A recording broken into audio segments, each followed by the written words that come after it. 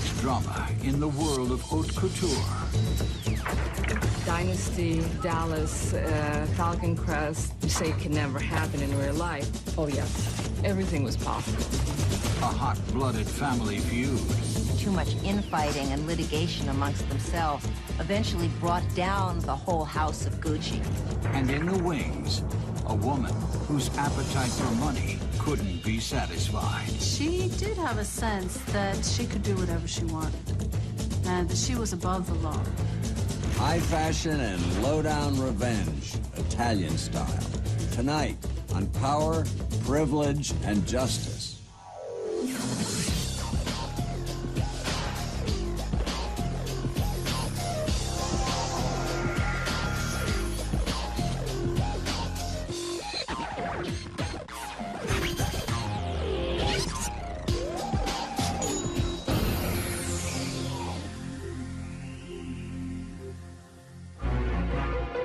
March 27th, 1995, Milan, Italy, 8:30 a.m.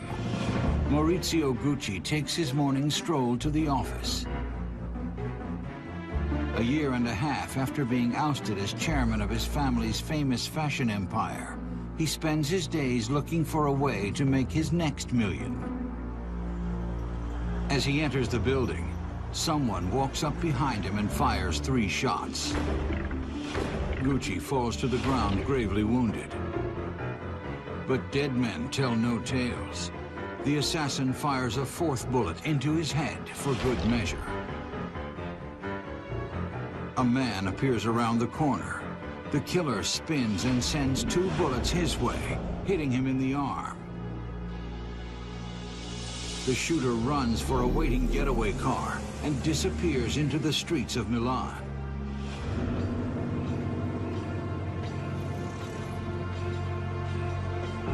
When I heard that one of the Guccis was gunned down, my first thought wasn't, did he have any enemies, but which enemy actually pulled the trigger? To have a killing, this brutal in the middle of the day in Milan, immediately the association is mafia. Investigators arrive at the scene and pore over the evidence. At first, it looks like a typical mob execution, but that theory quickly unravels. 10 minutes after the homicide, I investigated the crime scene and decided it had no signs of organized crime, but rather of improvisers. Those who practiced homicide professionally do anything to avoid being first of all noticed and then recognized. In this case, there were 3 witnesses.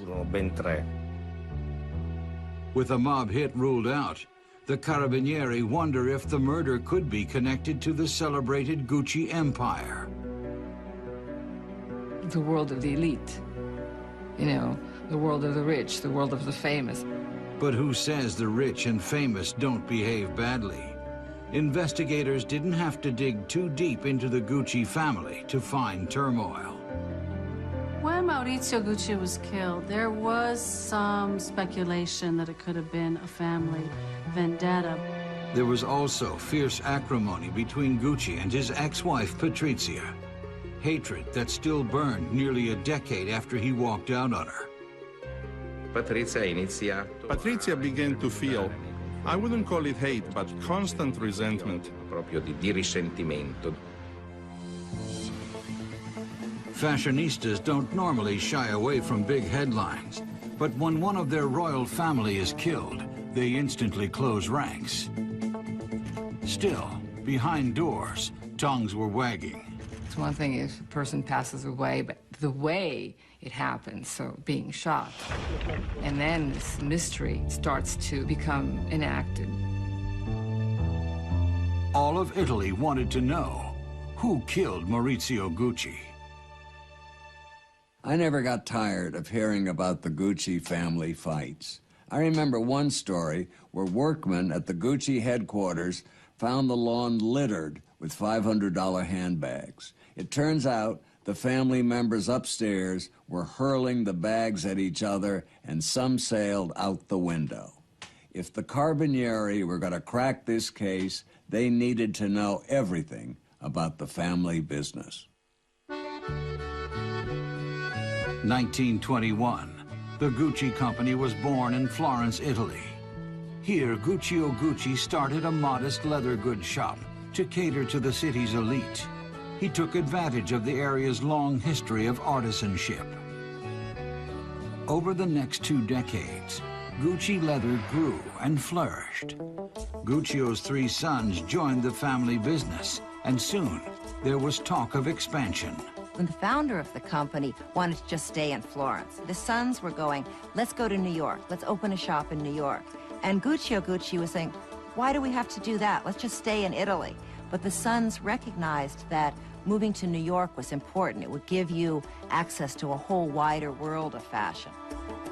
The expansion brought Gucci a swanky new clientele. Around the world, Gucci shoes and handbags became status symbols, and the Guccis themselves became the toast of the jet set. Movie stars like Frank Sinatra, Sammy Davis Jr. wore these shoes. And when you have members of the Gucci family with celebrities, with this princess, with this countess, I mean, this becomes very addictive. A delicate balance of power had been worked out at the company. But that balance was thrown off when one brother had 3 sons and the other had only one, Maurizio. Maurizio really grew up as a very lonely, kind of sad, isolated little boy, and he was an only child. His mother died when he was 5 years old. His father was extremely protective of him. Because Maurizio was an only child, the Gucci balance of power would be tested. Maurizio and his father owned half the company. Maurizio's uncle and 3 cousins had to divide the other half. Gucci is like a lot of family businesses in Italy where you have, a lot of heirs. And, once you get to that second, third generation, what happens is all the shares of the company are split so that, you have all these different kind of fiefdoms that often occur in different companies. Although the business was all in the family, the money was not. Many financial secrets were hidden from the younger generation, and soon Paolo Gucci started prying. He wanted to know why in 1978 the Gucci shops in the U.S. did $48 million in sales, but showed no profits. What Paolo didn't know was that most of the money was being siphoned into offshore accounts by his uncle and father. The animosity built until Paolo uncovered documents exposing his papa's creative accounting and sent them to U.S. courts. Because of his own son, 81-year-old Aldo Gucci would spend a year in a Florida jail. But Paolo wasn't the only young Gucci stirring up trouble. Maurizio, the shy and unassuming cousin, had fallen for a woman named Patrizia Reggiani. She was allegedly born the love child of a waitress and a trucking baron.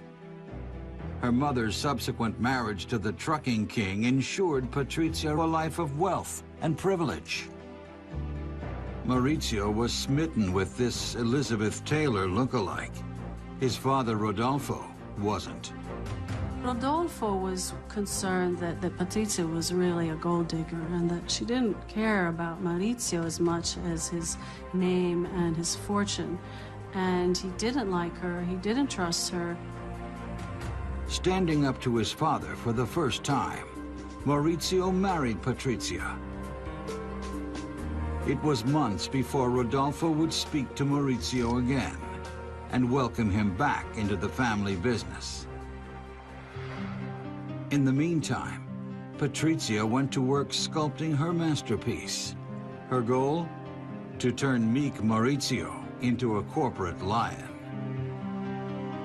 She honed his business skills and introduced him to the social elite, but the Guccis never accepted her.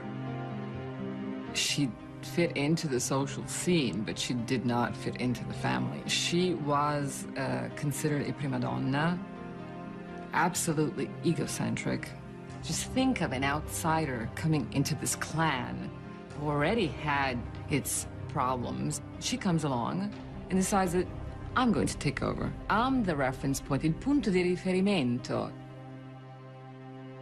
A son fighting for a place in the family business, a scheming wife sharpening her husband's claws, 5 angry relatives manning their battle stations. It was a recipe for disaster. In 1995, the shooting death of former Gucci chairman Maurizio Gucci shocked his native Italy and the world of fashion. Suspicion immediately went to his relatives. Anyone familiar with the Guccis knew that in their world, money always trumped family. They were a very litigious, sort of out-of-control family. There were times when between the United States and Europe, there were more than 20 lawsuits raging, at a given time. With 6 Gucci sitting on the board, there just wasn't enough power to go around. The gloves were off. Spurred on by his ambitious wife, Maurizio Gucci was poised to make a power grab that would leave his cousins in the dust. You'd think these bitter public battles would have hurt the company, but the more the Gucci name was splashed across the tabloids, the more the public wanted to be seen in those trademark double Gs. But popularity doesn't always breed success. The Guccis began licensing their trademark to nearly anyone willing to pay. The bad blood came to a head in July of 1982, when Paolo started to take matters into his own hands at a company meeting.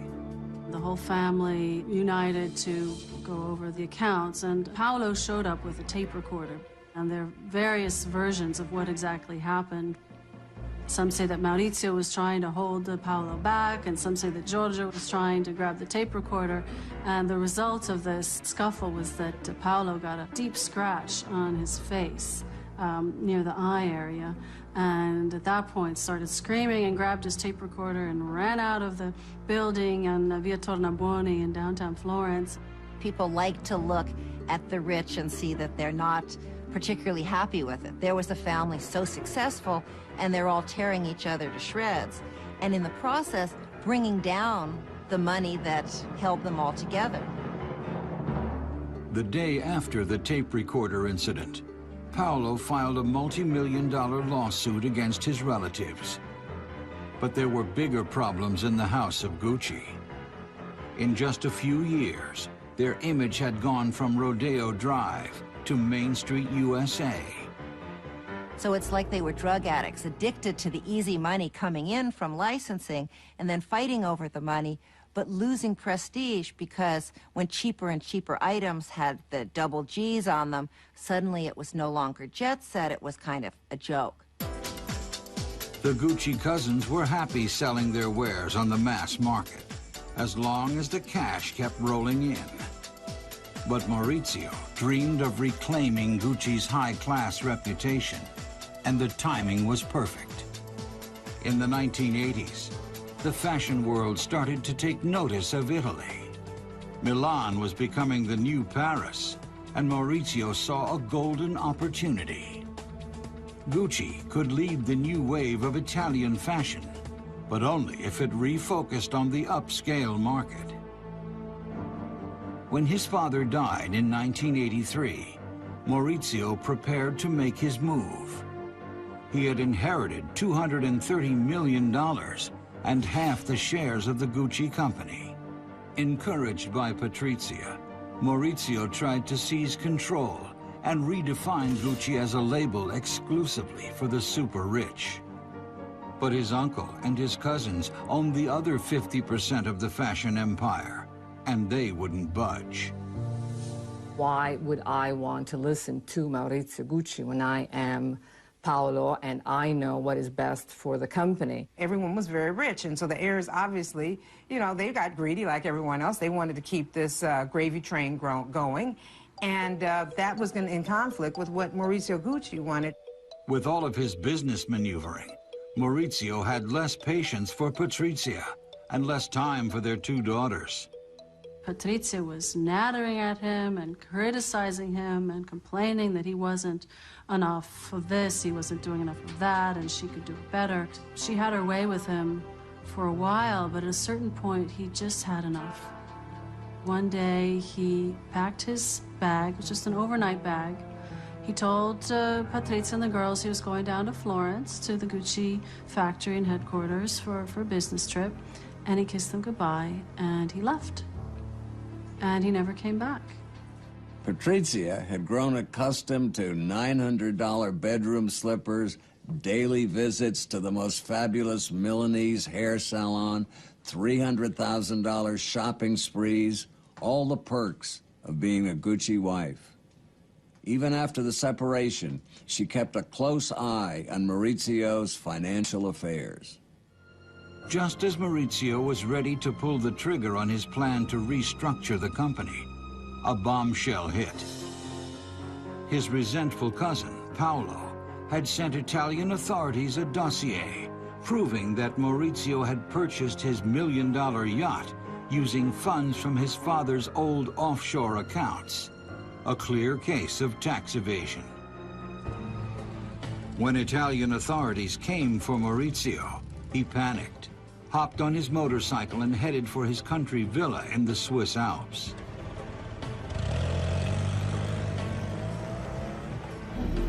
Maurizio worked the phone in an effort to push his relatives out of the company and take it over once and for all. Soon he found an Arab investment group willing to help him do just that. He knew which cousin would be the first to sell. He told the investors to approach Paolo. Paolo hated Maurizio, but loathed his own father and brothers even more. Paolo's decision to sell at the end was revenge, and he knew it. It was just a matter of time before the remaining relatives sold out to the investment company. Eventually, Maurizio was cleared of the tax evasion charges. He was now free to run the company as he saw fit. In a company, when someone has more than 50% control, they basically have the power to make a lot of decisions over the company. And once Maurizio was able to convince, one member to come along, it pushed him past that threshold. And so the other family members obviously had no other choice. They had to sell out because their 10, 20, 15% was really going to be worthless. Maurizio was now the only Gucci at the Gucci company, and he was finally able to revamp the Gucci name. On his watch, a young designer named Tom Ford came on board and overhauled the line. Gucci would now mean high fashion, and not just shoes and handbags. But it was too much, too fast. By getting rid of all that low-end licensing, the company lost $100 million. Maurizio's personal finances suffered too, to the tune of $40 million. Maurizio still managed to hold on to his two Ferraris, his yacht, and his Swiss chalet, but he slashed Patrizia's monthly allowance from $150,000 to $90,000. Senora Gucci was boiling mad, but mad enough to kill? Investigators needed to find out. Maurizio Gucci had wrestled control of the Gucci fashion empire, but the victory was a mixed blessing. The power struggle had earned him more enemies than friends. Now, to add insult to injury, Maurizio was driving Gucci to the verge of bankruptcy. Still, he forged ahead, convinced that he could turn it all around and take the company to greater heights. But poor Maurizio never inherited his grandfather's business sense. Family is really a double-edged sword for any business because the founder has the genius and the drive to start it, and then the next generation may well be able to extend it and develop it. But historically, and not just in fashion families, but in many families, the third generation just kind of wastes it. The company and its fearless leader were hemorrhaging money. By September 1993, Maurizio's Arab-financed partners, InvestCorp, tried to stop the bleeding. They fired Maurizio. Any investor, like an InvestCorp, is going to invest in a company like Gucci, wants an exit strategy. They're not just there to, see the little business grow here and there. They want the big payday. For the first time in its storied history, there were no more Guccis at Gucci. Maurizio got some $120 million for his shares of the company. It seemed like a fair deal to him, but his estranged wife, Patrizia, went berserk. First, her income had been slashed. Now, her status as a Gucci heiress was crumbling.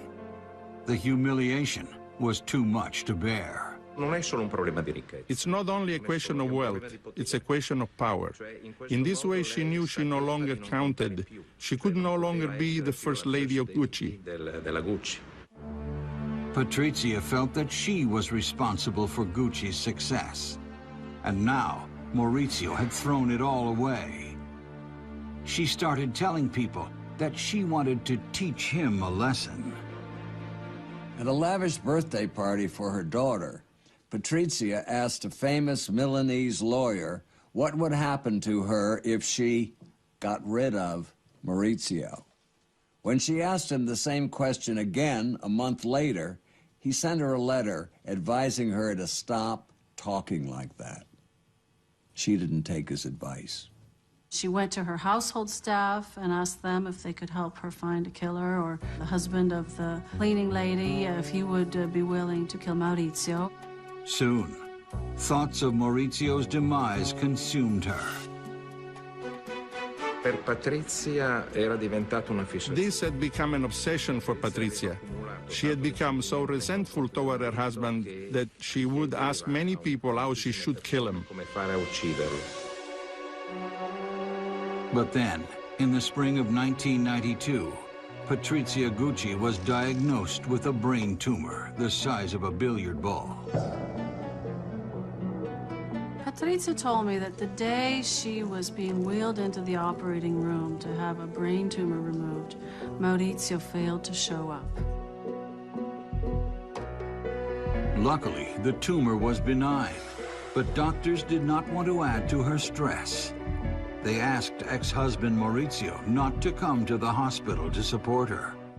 Instead, he sent flowers signed simply, Maurizio Gucci. She didn't get over it. She kind of logged it as one of many wrongs that she felt that he had done to her.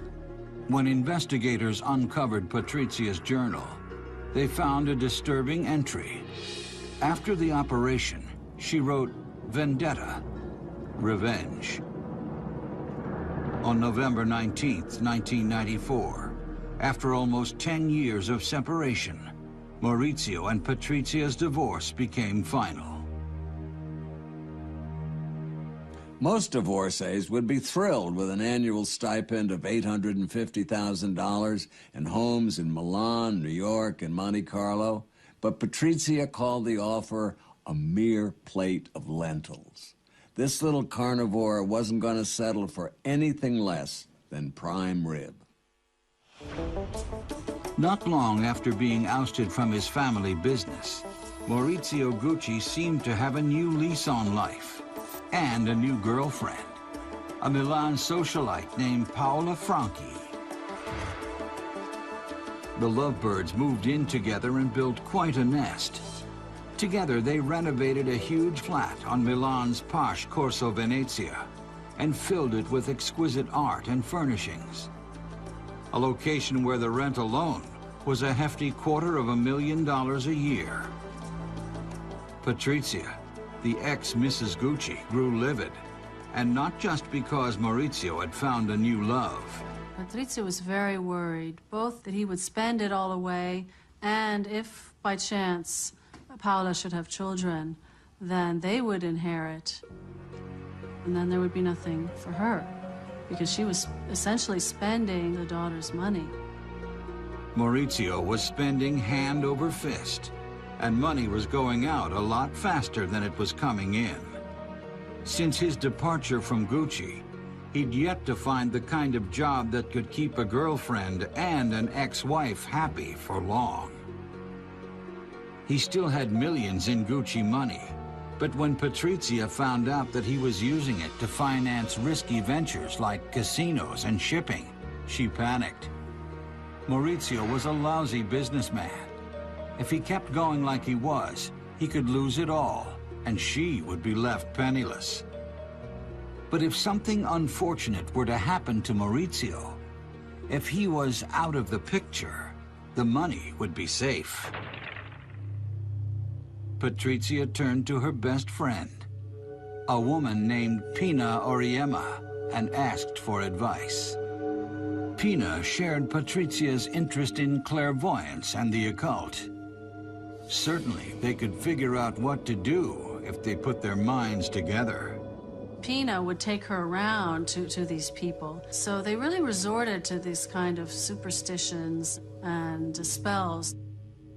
The Italian press called Pina La Maga Nera, the Black Witch. Together, she and Patrizia had explored a world of fortune tellers and mediums. Now, they were planning a murder. Pina and Patrizia may have dabbled in the dark arts, but murder was a whole different story. Pina contacted a doorman at a sleazy hotel in a dicey part of Milan. He was just a petty thief, but he said he'd try to find someone to do the job. When Pina told Patrizia that he needed a down payment, she complied. As the days turned into weeks, Patrizia grew more and more impatient. Patrizia kept insisting to Pina, asking, why isn't this homicide taking place? Why is Maurizio still alive? Months have gone by, and I'm getting tired of waiting. I have paid money. At that point, in order to get out of the middle, Pina introduced the doorman directly to Patrizia, and from then on, Patrizia handled the situation. Now, with Patrizia in control, the plan moved into action. March 27th, 1995, 8:30 a.m. A gunman followed Maurizio Gucci, the former chairman of the fashion powerhouse, into his office building and pumped 4 bullets into his body. Then hopped into a getaway car and vanished into the streets of Milan. As the body was being brought to its final rest, controversy swirled around the homicide. You don't have people gunned down in cold blood and broad daylight in Milan every day of the week. Witnesses identified the killer as a 40 to 45-year-old man in a denim jacket and a baseball cap. Investigators knew that the victim had his share of enemies from his years of bitter business dealings. But Maurizio's girlfriend, Paola, pointed the finger toward another suspect. It was indicated by Paola Franchi that it was pretty clear that Patrizia was looking for a killer that could murder her husband. On the day of the killing, Patrizia Reggiani Gucci made another entry in her journal. The one that was on the day that Maurizio died was Paradisos, which was a Greek for paradise. If you're going to plan a murder, don't document it in your diary. But Patrizia was a woman on a mission. The day after the murder, she stormed Maurizio and Paola's luxurious love nest, loaded for bear. Her ammo? Eviction papers, filed on behalf of Maurizio Gucci's daughters less than 3 hours after the murder. Paola Franchi was to collect her belongings and hit the road. The ex-wife was moving in. While Patrizia luxuriated in her new home, investigators struggled to piece together the case.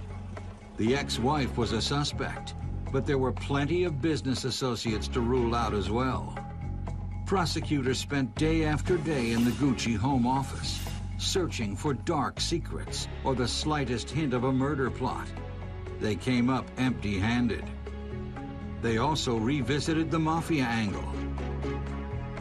Tra l'altro gestivo numerosi collaboratori di giustizia, cosiddetti. I also dealt with many informants, or stool pigeons. During the investigations, I would repeatedly ask them if they knew anything about the Gucci homicide. None of them ever told me that homicide could have anything to do with organized crime. Nessuno di loro mi ha mai detto che quell'omicidio poteva interessare la criminalità organizzata. The case was getting cold. 2 years went by. Investigators were sure that Patrizia had something to do with the killing, but they had no way to connect her to the shooter. Then, out of nowhere, Filippo Nini, chief of the state police, got an unexpected call from a down-and-out restaurateur named Gabriele Carpanese.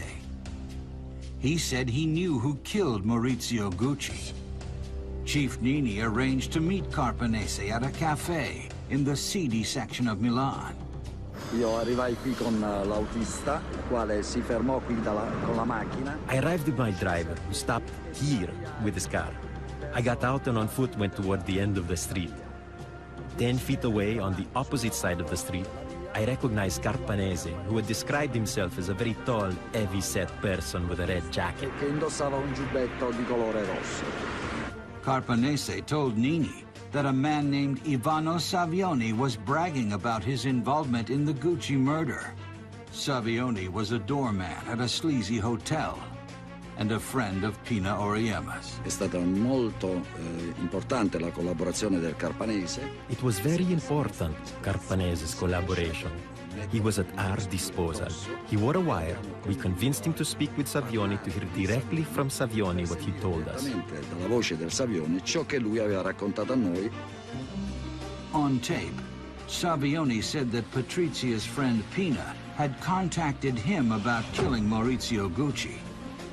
Savioni called a pizzeria owner he knew, and the pizza man contacted a mechanic who lived behind his restaurant. The mechanic agreed to do the job. Unbelievable. Patrizia had millions at her disposal, and what kind of a gang does she hire? A tarot card enthusiast, a porter at a flea bag hotel, a pizza man, and a mechanic. It's a miracle the plan ever got off the ground.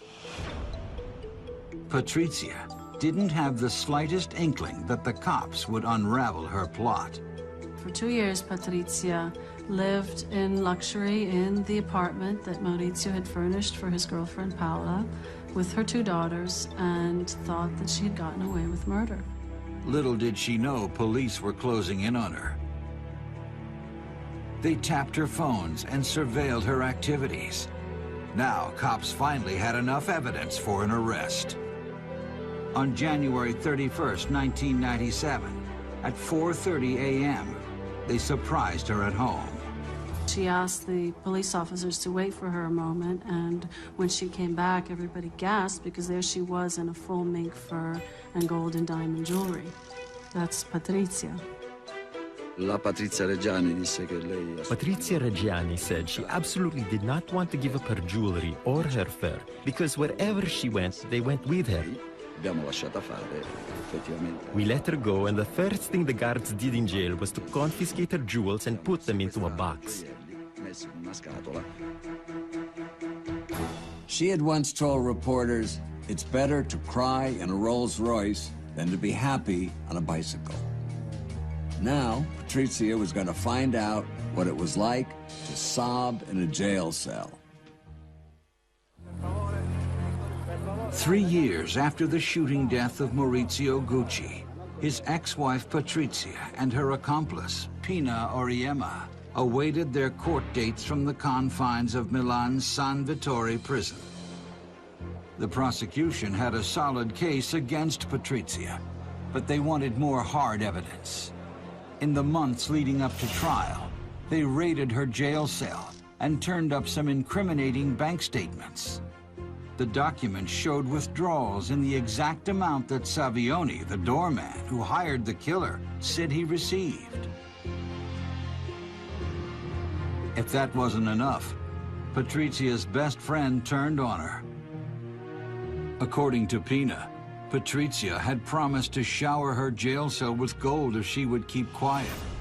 But what good would gold do her behind bars? Pina's lawyer advised his client to strike a deal and cooperate. 3 months before the trial, that's just what she did. After the court documents were delivered, I read them and I told Pina that a life sentence was a serious risk. I told her to think about it and she decided to confess. And another thing, I was afraid that Patrizia was planning something. The trial was shaping up to be a sensational event, and the press was all over it. A vengeful ex-wife and her psychic friend accused of cutting down a member of a famous Italian family. The drama was too spicy to ignore. I'm certain that there was always a sentimentality about the whole Gucci legacy, the family, you know, the different scandals that went on through the years, and then obviously this murder. This was a big deal in Italy, and it was all over Italian news. With so much evidence against her, everyone wanted to know how Patrizia planned on defending herself. The trial got underway in May of 1998. Patrizia's lawyers did not dispute that their client was soliciting people to bump off her husband. Instead, they offered the brain tumor defense. Patrizia claimed that her surgery in 1992 rendered her incapable of planning a murder. But would a jury really buy that excuse, especially since she told so many people about her murderous intentions? So she admits that she asked everybody in town to kill Maurizio, but then she claims she's incapable of actually planning a murder. That's a tough one to swallow. Then, the second piece of Patrizia's defense is unveiled.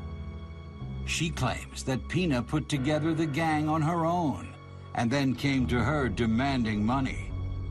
Patrizia said that Pina and her gang threatened to go public and then threatened to harm her daughters. It is still unclear to me what exactly happened in the relationship between Patrizia and Pina and who pushed who. Then, Patrizia was dealt a severe blow. The getaway driver, Maurizio Cicala, confessed, hoping for leniency. At that point, the famous document was introduced. Cicala declared to Reggiani on a piece of signed paper, "I was paid and I don't want anything else." This was one of the most important pieces of evidence at the trial. Patrizia Gucci did her best to play the good girl in court. Instead of her usual mink coat and designer clothes, she wore plain cotton slacks and twirled a string of rosary beads. But it would take more than a wardrobe change and rosary beads to get Patrizia out of this mess. After months of testimony in the Maurizio Gucci murder trial, jurors took just 7 hours to come up with a verdict. They found Patrizia Gucci and her 4 accomplices guilty. With the exception of the gunman, who received life in jail, they all got between 25 and 29 years. As the ringleader, Patrizia was sentenced to 29 years. With good behavior, she could get out while she's still in her 60s. At that point, she'll probably go back to living off her daughter's Gucci inheritance. But for now, prison is a far cry from her palatial home on the Corso Venezia.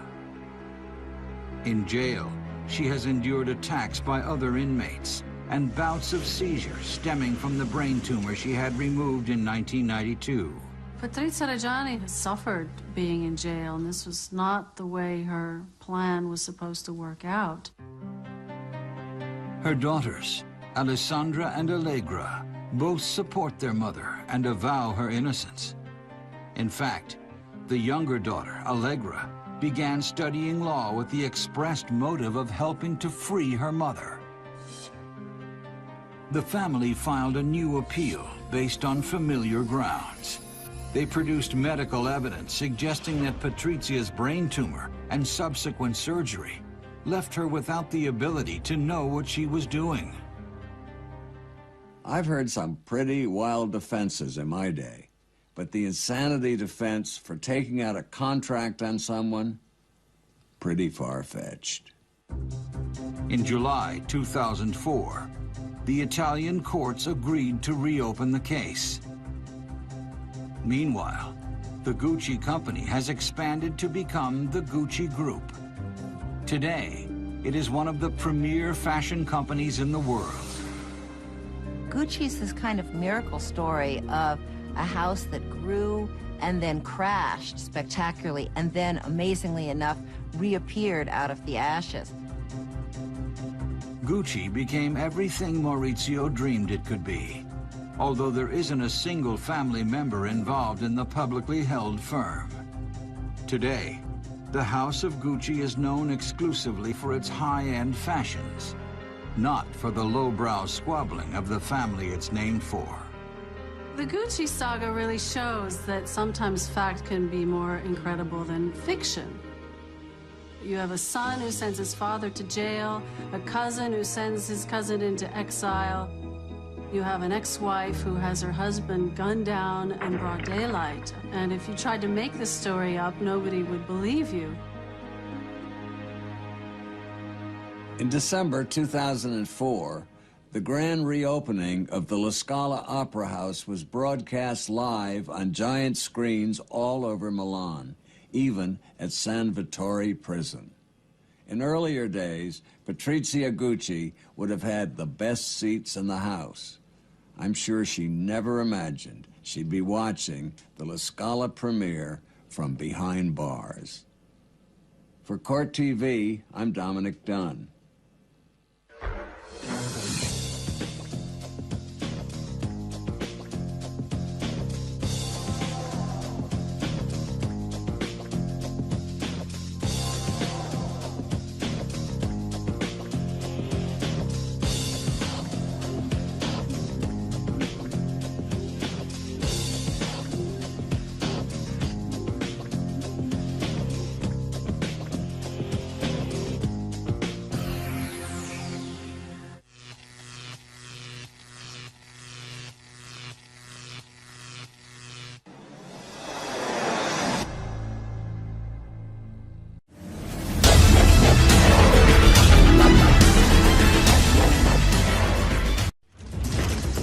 High-stakes drama in the world of haute couture.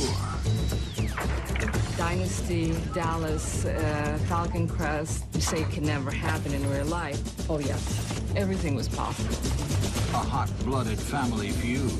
Too much infighting and litigation amongst themselves eventually brought down the whole house of Gucci. And in the wings, a woman whose appetite for money couldn't be satisfied. She did have a sense that she could do whatever she wanted, and that she was above the law. High fashion and low-down revenge, Italian style. Tonight, on Power, Privilege, and Justice.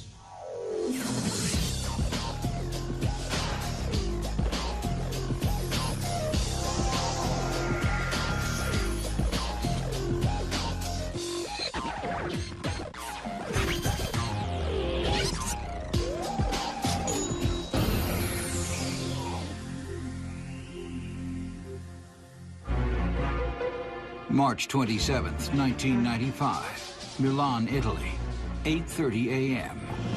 Maurizio Gucci takes his morning stroll to the office. A year and a half after being ousted as chairman of his family's famous fashion empire, he spends his days looking for a way to make his next million. As he enters the building, someone walks up behind him and fires 3 shots. Gucci falls to the ground gravely wounded. But dead men tell no tales. The assassin fires a 4th bullet into his head for good measure. A man appears around the corner, The killer spins and sends 2 bullets his way, hitting him in the arm. The shooter runs for a waiting getaway car and disappears into the streets of Milan.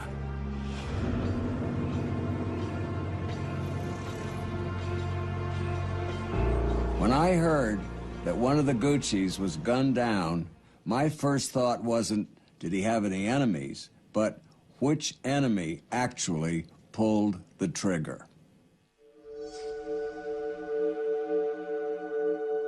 To have a killing, this brutal in the middle of the day in Milan, immediately the association is mafia. Investigators arrive at the scene and pore over the evidence. At first, it looks like a typical mob execution, but that theory quickly unravels. 10 minuti dopo l'omicidio io ero 10 minutes after the homicide, I investigated the crime scene and decided it had no signs of organized crime, but rather of improvisers. improvvisatori. Those who practiced homicide professionally do anything to avoid being first of all noticed and then recognized. In this case, there were 3 witnesses. With a mob hit ruled out, the Carabinieri wonder if the murder could be connected to the celebrated Gucci empire. The world of the elite. The world of the rich, the world of the famous. But who says the rich and famous don't behave badly? Investigators didn't have to dig too deep into the Gucci family to find turmoil. When Maurizio Gucci was killed, there was some speculation that it could have been a family vendetta. There was also fierce acrimony between Gucci and his ex-wife, Patrizia. Hatred that still burned nearly a decade after he walked out on her. Patrizia began to feel, I wouldn't call it hate, but constant resentment. Proprio di risentimento.